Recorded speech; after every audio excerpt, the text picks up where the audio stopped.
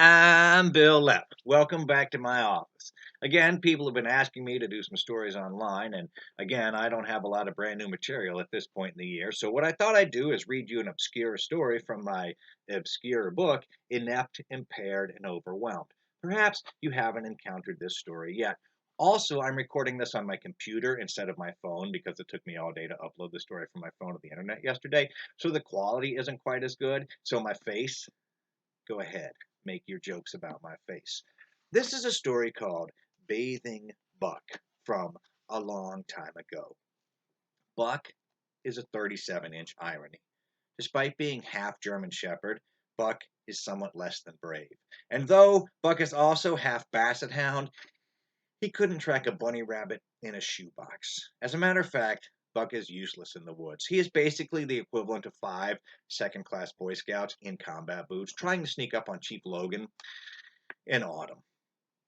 Maybe you're not familiar with my dog Buck. Buck is my super dog. His mother was a German Shepherd. His father was a prolific and extremely determined Basset Hound. And while Buck inherited his mother's good looks, he got his daddy's legs in the bargain. So he looks just like a German Shepherd that swallowed a kayak.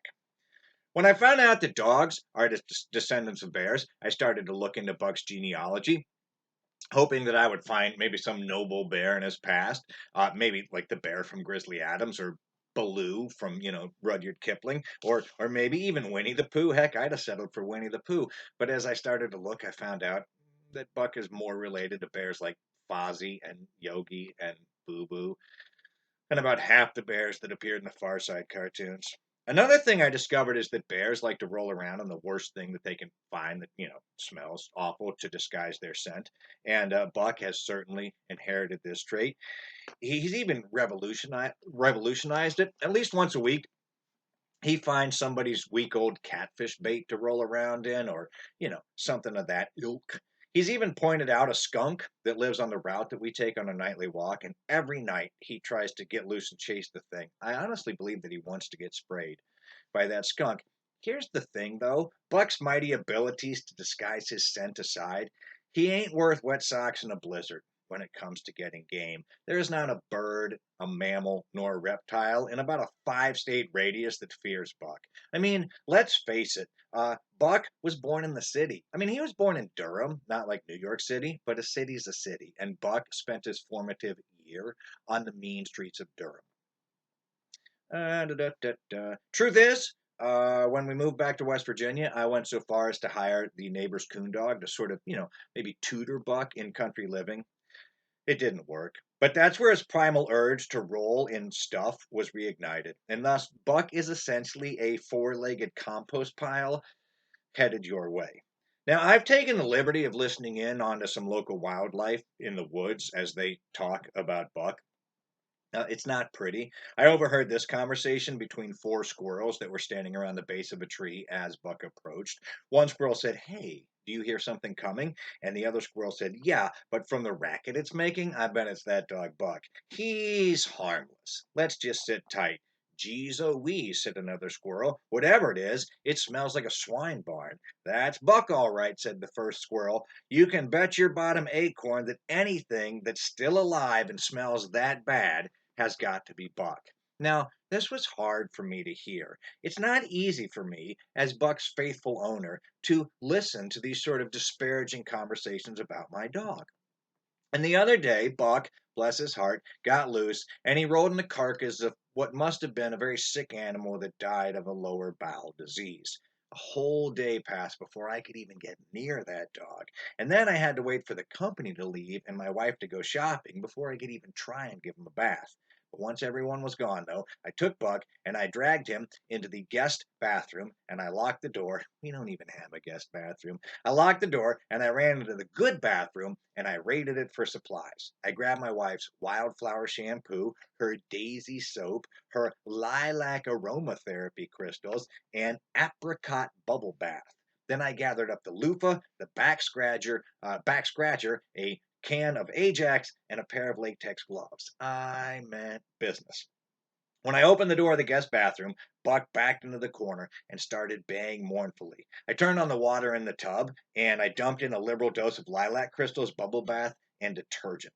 I put on an old terry cloth robe over my good jeans and my good t-shirt so as to not to soil them, and then I pulled on latex gloves and tied the bandana around my face. I turned to look at Buck. Now, Buck just hates to take a bath under normal circumstances, and I am used to him being despondent about the whole prospect, but now his baying turned into a quiet cry, saturated with misery and fear. And when I looked at myself in the mirror, I saw why. There I was in a long white coat, like a lab coat, with rubber gloves on and a bandana around my face, like I was wearing a surgical mask, and I was standing next to a tub of steaming water with bubbles sort of oozing over the side of the tub. I mean, I looked just like a mad scientist standing beside a cauldron, and like the only thing I needed to complete my potion was the gizzard of a Basset Shepherd mix. And Buck was plumb scared out of his head. On a good day, there is no chance of Buck liking a bath or coaxing him to the tub, and this was not a good day. I chuckled at him, and then I lunged. I grabbed him just before he could slip behind the toilet, and I wrestled him into the tub. The fight was on. I had one hand on his collar, and with the other hand I was scrubbing and lathering and rinsing and repeating and scrubbing and lathering and rinsing and repeating as fast as I could. Buck was bucking and diving and squirming and thrashing and turning in all directions. He was sort of like trying to hold down an alligator.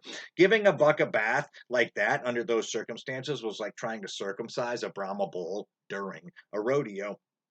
When I was finally done, the water had gone from, hot and crystalline and soapy to sort of, well, it resembled tepid borscht, is what it looked like.